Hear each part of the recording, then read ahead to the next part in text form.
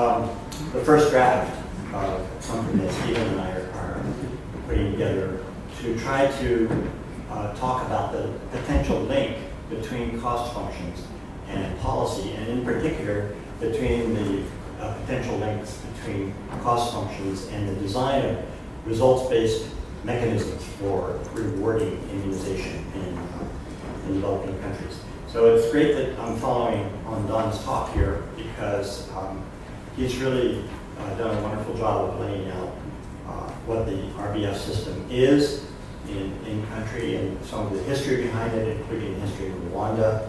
And we've seen a little bit about that in other presentations as well.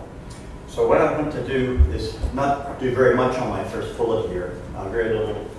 I want to talk about the concept of contractability, which I think is essential to RBF designs, and to also the types of contracts I want to focus on, which are contracts at a higher level. The RBF design is often between the district and the providers or the facilities in the district. I'm going to talk about the possibility of using cost functions to design a contract between a donor, like, for example, the Global Fund, or Gavi, or any donor that we can imagine, and a recipient unit of government, which is responsible for immunization and other services in a large number of facilities. So what does it take for such a contract to be written?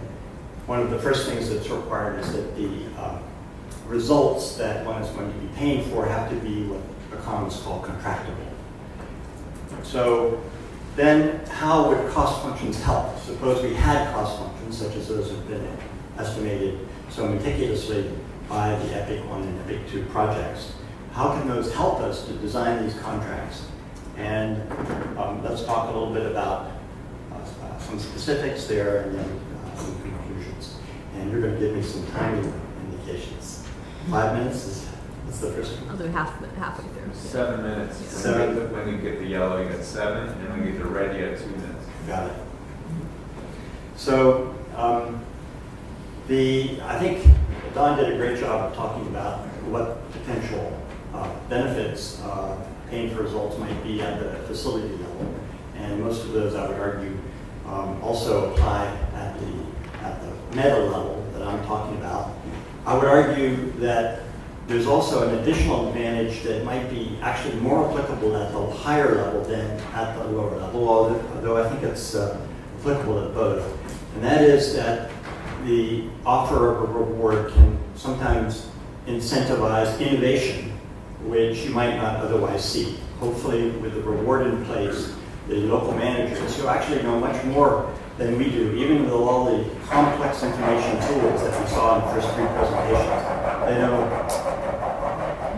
they know much more than we do about the technology of service delivery in their locality to their specific population. And so anything we can do to elicit innovation on their part in solving the problems that they face day in and day out in order to improve immunization coverage will be helpful. So the possibility of using RBF to a provider is something I won't talk about much, because Don has already done a great job on that. But I do think that it is important to keep in mind the possibility that any rewards that are constructed for immunization should be embedded in a system of rewards more generally. In answer to the crowd-out question that Nick raised, which I do think is very important, and something that as economists we also think about. One issue that mitigates against the crowd-out is the fact that many health personnel in facilities, especially in rural facilities, are underutilized. So it's not as if they're working full out with every minute of their time on the things that they're doing now, and paying for immunization is therefore necessarily crowding out other activities. In many cases, there is some slack there, so if we can reward them for extra effort, they can respond without necessarily doing less of other things.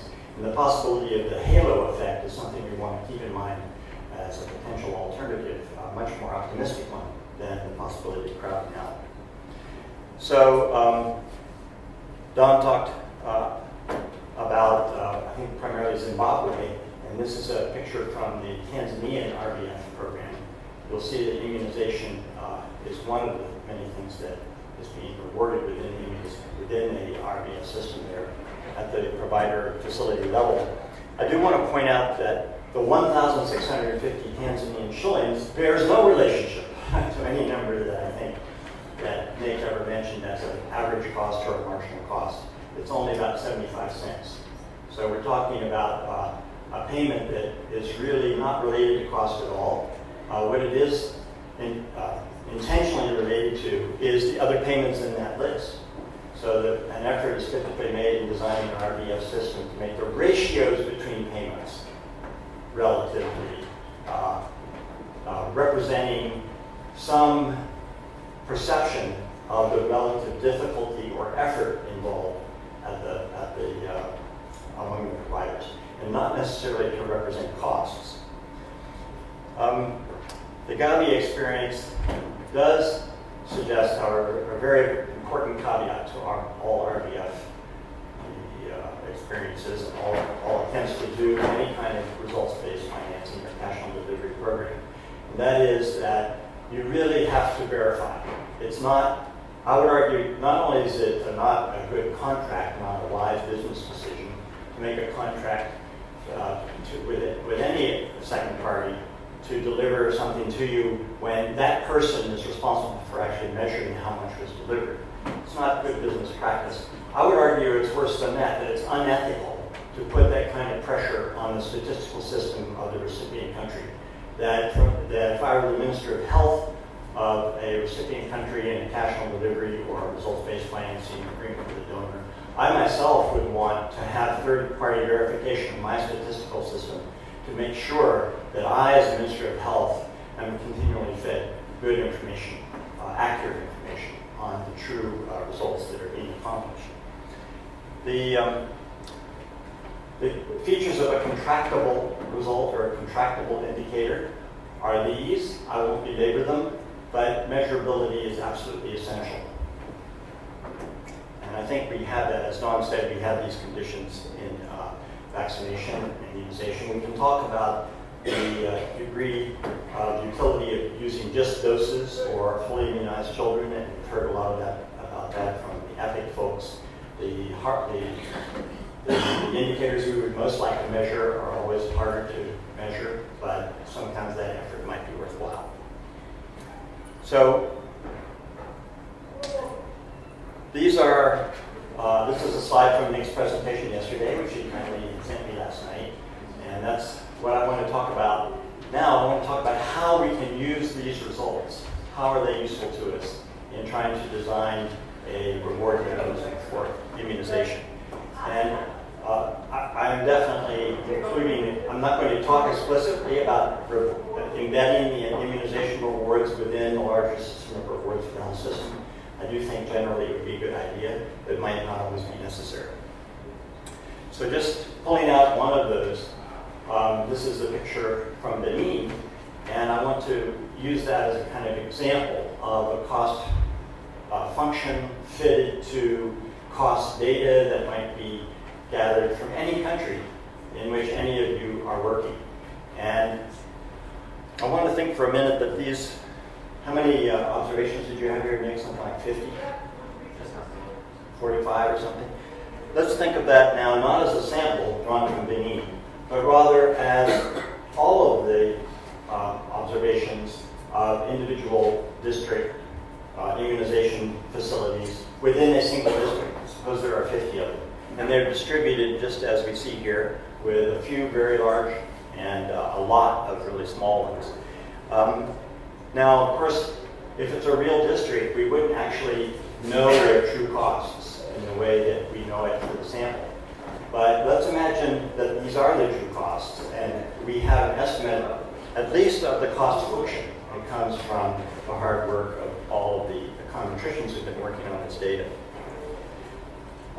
We know that an average facility is, most of the facilities are quite small, so the average facility is somewhere down there, maybe it's even farther to the left. But if we weight the facilities by the number of doses they deliver, the average facility is going to be larger than the unweighted average would be, and would have a higher average cost. So we can imagine that the total cost for this whole district is actually to take that blue dot and to pay that times 50. So we know 50 facilities. That would be a payment for the total cost of immunization. But is that really what we want to do? I want to think about some alternatives to that. So what we would like to do is to put in place some incentives for output to increase, for coverage to increase. And we'd like to do that. We recognize that there's going to be some additional cost required to increase output. We'd like that to be as small as possible. So this is the sort of movement we'd like to induce along that cost function, if you will, of the aggregate performance of this district composed of these 50 facilities. Where are we going to put the extra vaccinations in order to achieve that change?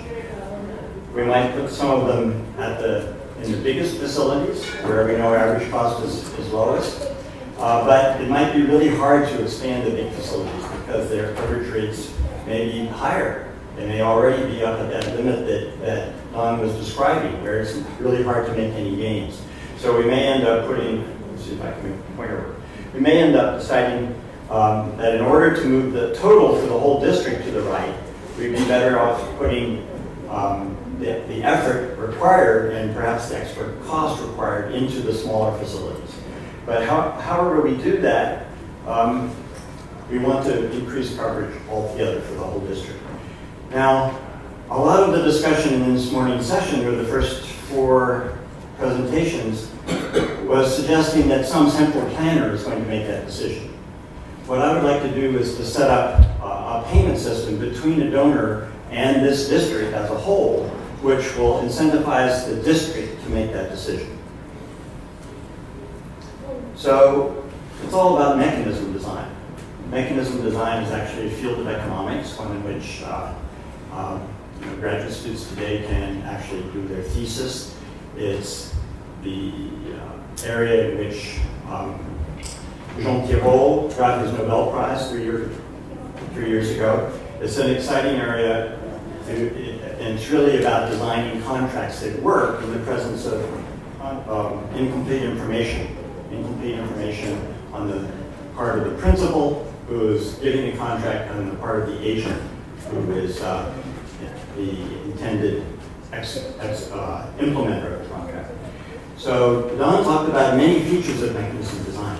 And I think one thing seems to be clear: if you do an RVF system the wrong way, it's not going to work out well. So designing the details of the mechanism turn out to be a lot of the story. But I want to suggest that